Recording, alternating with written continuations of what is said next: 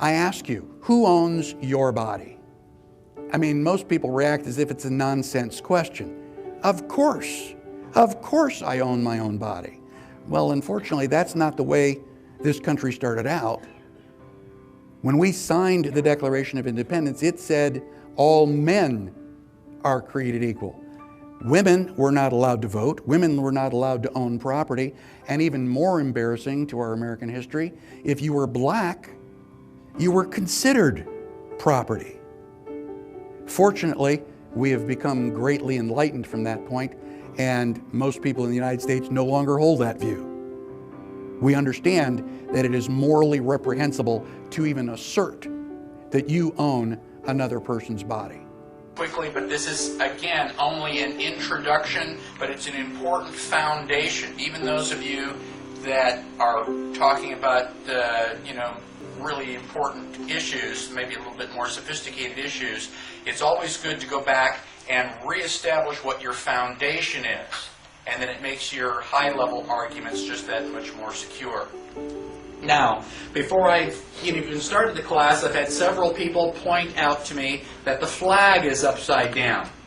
I am a lot of things. Dyslexic is not one of them. Anybody have any idea why the flag is upside down? It's a distress signal, and it's an emergency, a sign of emergency. I have the flag upside down deliberately because, from my point of view, the United States is definitely in dire trouble. And the trouble stems from the fact that people living here in the United States have no idea what type of government they have. They don't know the difference between a democracy and a republic. They don't know what their rights are. Another person that you have heard of, I'm sure, is Daniel Webster. And Daniel says, I apprehend no danger to our country from a foreign foe. Our destruction, should it come at all, will be from another quarter, from the inattention of the people to the concerns of their government. From their carelessness and negligence, I must confess that I do apprehend some danger. I fear that they may place too implicit a confidence in their public servants, and fail properly to scrutinize their conduct. That in this way they may be made the dupes of designing men, and become the instruments of their own undoing. Make them intelligent, and they will be vigilant. Give them the means of detecting the wrong, and they will apply the remedy. So my purpose here is to try to make you intelligent. I'm not going to tell you what to do or which congressman to write to. I'm just going to take the Constitution and show you what the Constitution says. I will ask you to read it for yourself. And then when you sit there somewhat shocked and stunned, then you can decide how to fix the problem. Now, many of you have never met me. Some of you have seen me give a short presentation before. Let me tell you up front that I am an iconoclast. Now, an iconoclast is defined as a breaker or destroyer of images, one who attacks cherished beliefs and traditional institutions as being based on error or superstition. Unfortunately, most of what you think you know about the United States is wrong.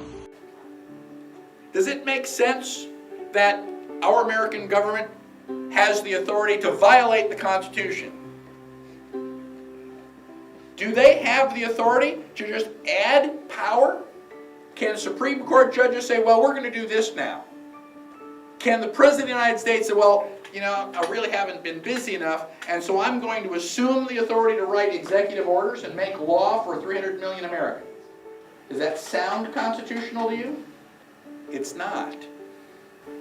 Most of what your government does is unconstitutional. These are your rights that the government is violating.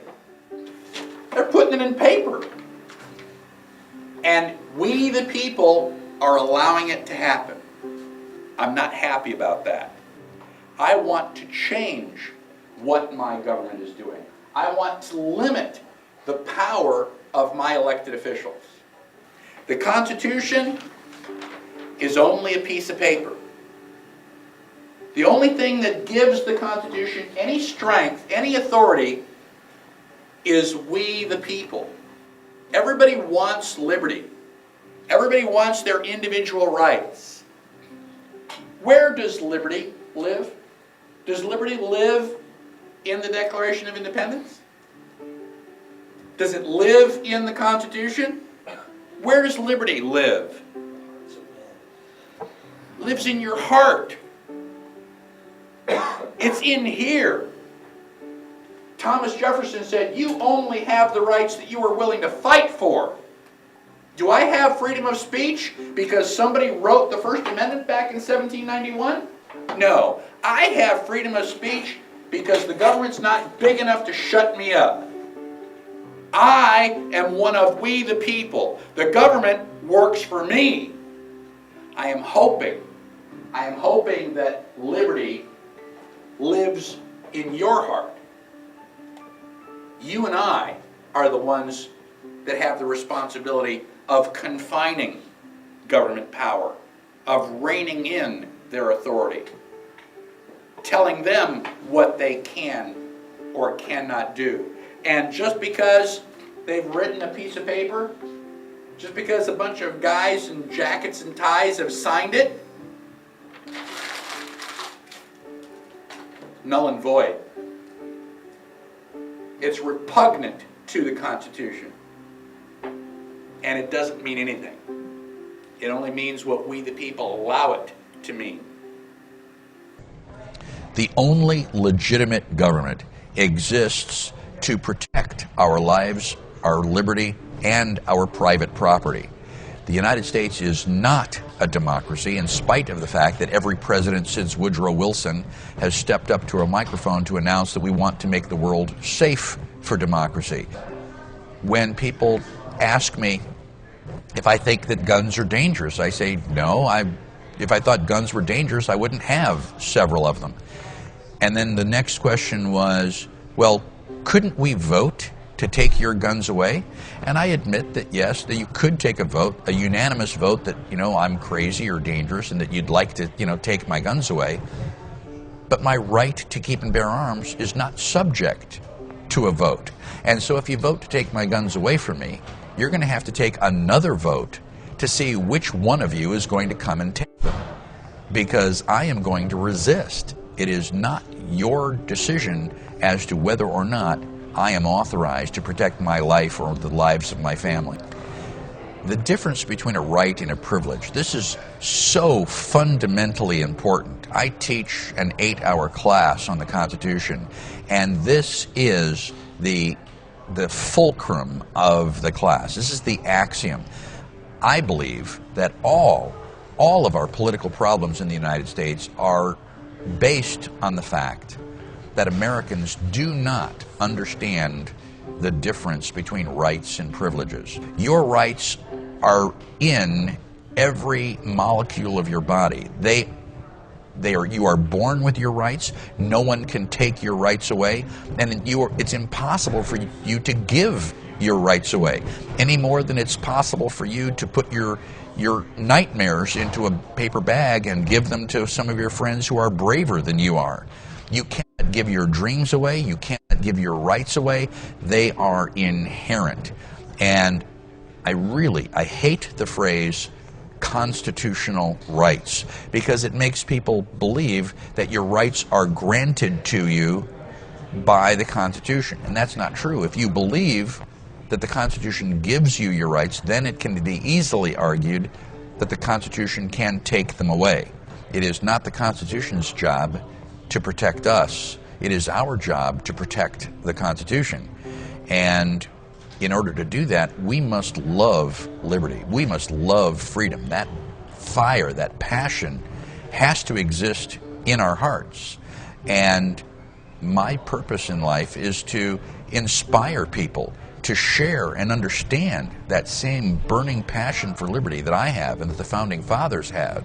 It only takes one match to start a forest fire. These are the fires of liberty.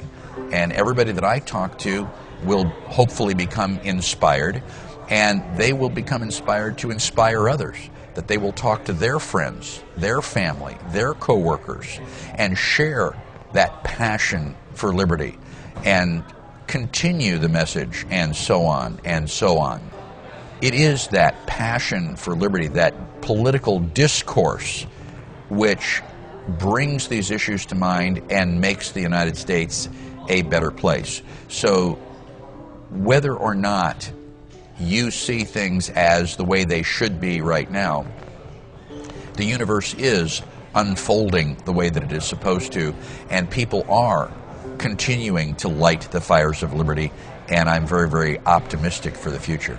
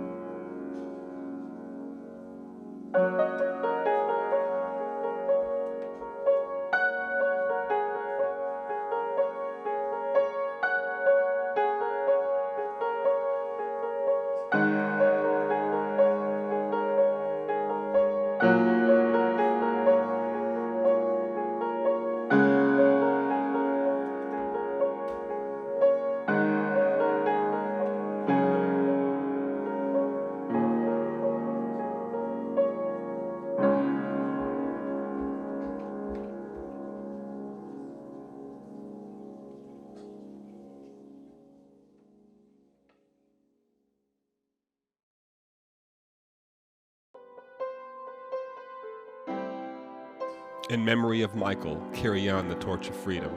Light the fire of liberty inside of you. Learn your rights and how to defend them. You can find Michael's course at the Autonomy Agora marketplace, where you can also discover the essentials of liberty in every aspect of your life with Autonomy, a 12-week course giving you a skeleton key for living. Links in the description.